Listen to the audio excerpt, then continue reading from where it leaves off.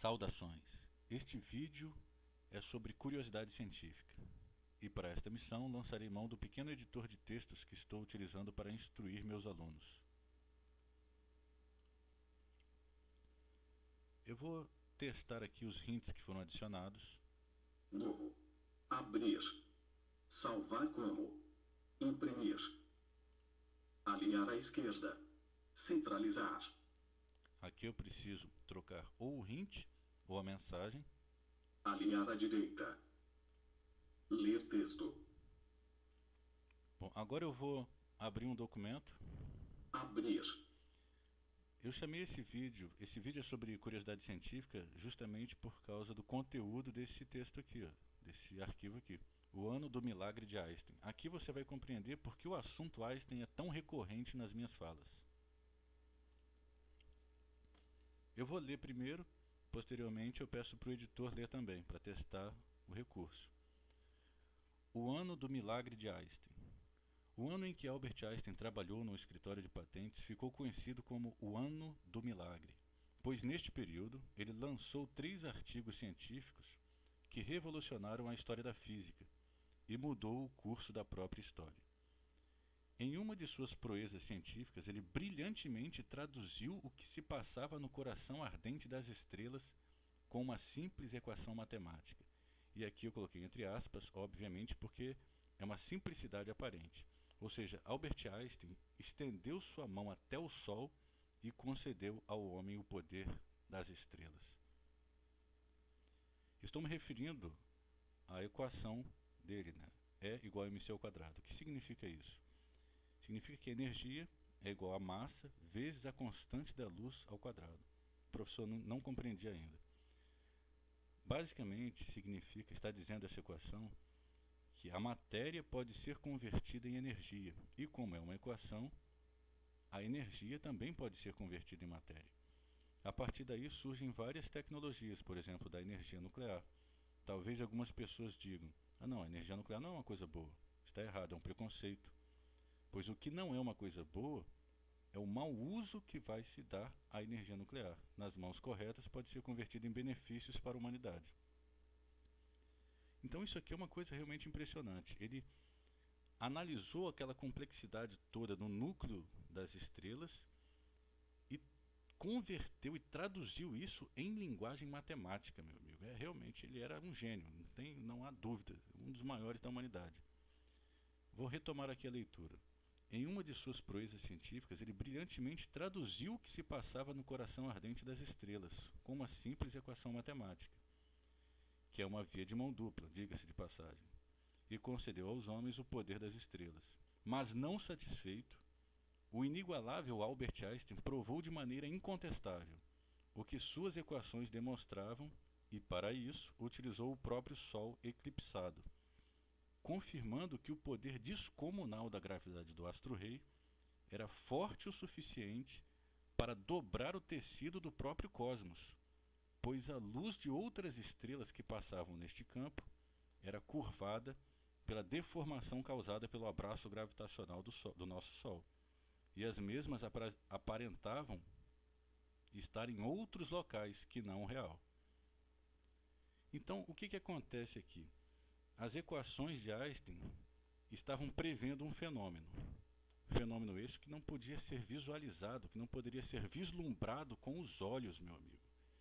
Ele enxergou usando a linguagem da matemática. Ele sabia que aquilo era um fato, mas precisava provar para a comunidade científica. Então, a engenhosidade de Einstein, ele concebeu em sua mente o seguinte experimento.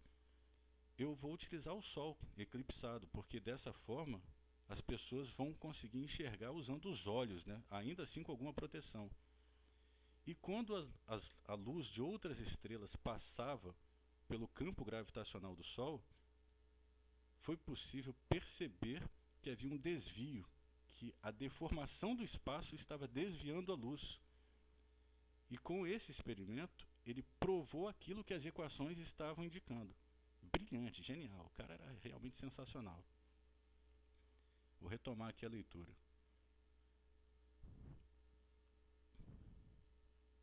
confirmando que o poder descomunal da gravidade do astro-rei era forte o suficiente para dobrar o tecido do próprio cosmos, pois a luz de outras estrelas que passavam neste campo era curvada pela deformação causada pelo abraço gravitacional do nosso Sol, e as mesmas aparentavam estar em outros locais que não o real. Contudo, o ilustre Einstein já sabia disso antes do experimento, pois suas equações já haviam previsto tal fenômeno. Fascinante, realmente impressionante. Se a gravidade pode deformar o espaço, como Einstein demonstrou, e com isso mudar o padrão da fluidez do tempo, então podemos supor uma série de desdobramentos muitíssimo interessantes. Aqui é o autor do texto, o locutor que vos fala. Bom, então preparei esse texto aqui. Agora eu vou testar a tecnologia TTS. Vou pedir para ele ler. Ler texto. O ano do milagre de Einstein. O ano em que Albert Einstein trabalhou no escritório de patentes ficou conhecido como o ano do milagre, pois, neste período ele lançou 3 artigos científicos que revolucionaram a história da física e mudou o curso da própria história. Em uma de suas proezas científicas, ele brilhantemente traduziu o que se passava no coração ardente das estrelas com uma simples equação matemática, que é uma via de mão dupla, diga-se de passagem, e concedeu aos homens o poder das estrelas, mas não satisfeito, o inigualável Albert Einstein provou de maneira incontestável o que suas equações demonstravam, e para isso utilizou o próprio Sol eclipsado, confirmando que o poder descomunal da gravidade do astro-rei era forte o suficiente para dobrar o tecido do próprio cosmos, pois a luz de outras estrelas que passavam neste campo era curvada pela deformação causada pelo abraço gravitacional do nosso Sol, e as mesmas aparentavam estar em outros locais que no real. Contudo, o ilustre Einstein já sabia disso antes do experimento, pois suas equações já haviam previsto tal fenômeno. Fascinante. Se a gravidade pode deformar o espaço, como Einstein demonstrou, e com isso mudar o padrão da fluidez do tempo, então podemos supor uma série de desdobramentos muitíssimo interessantes.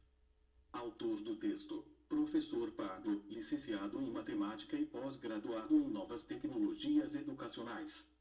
Bom, então tá aí, né? Curiosidade científica. Agora eu vou socializar com vocês o que eu estou aprontando atualmente, meu amigo.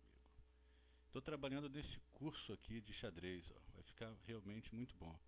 O objetivo aqui é ajudar professores que não estão familiarizados com a prática do enxadrismo e quaisquer outras pessoas que tenham interesse em aprender, né, a jogar xadrez. Temos aqui 14 itens. No primeiro eu vou definir, vou conceituar o que é o xadrez. No segundo, vou explicar a origem histórica do xadrez. No terceiro, a origem lendária, que é muito interessante, mais até do que a origem histórica. No quarto vídeo, eu vou explicar os benefícios do enxadrismo, né, o planejamento estratégico, o raciocínio lógico, matemático, etc. No quinto, vou falar do tabuleiro e a matemática que ele encerra. Aqui a coisa vai ficar muito bacana, muito, muito legal, cara, porque aqui a gente vai ver... Bom, não vou adiantar não, vou fazer um pouquinho de segredo aqui. No sexto, a infantaria e seu regimento. Aqui eu vou abordar os peões, os movimentos, o movimento de avanço, o movimento de captura, o movimento ilegal, etc. No sétimo, o poder da cavalaria. Aqui eu vou falar dos 4 cavalos, mas não é do Apocalipse que estou falando, são dos cavaleiros do xadrez ali. Os movimentos de captura, movimento ilegal, etc. O oitavo, as torres da destronação. No nono, o poder eclesiástico. Aqui são os bispos, né? No décimo vídeo, o majestoso poder da monarquia. Aqui eu falo do rei e da rainha, os movimentos deles. Principais aberturas, aquelas mais conhecidas. Principais armadilhas. Xadrez e sustentabilidade. Aqui a gente vai demonstrar como criar algumas peças de xadrez usando garrafas PET. Muito interessante. E aqui os créditos. Bom, estou trabalhando nisso aqui atualmente. No futuro disponibilizo aí no YouTube, no Facebook, no WhatsApp, etc. Tá já, galera? Muito obrigado e até a próxima.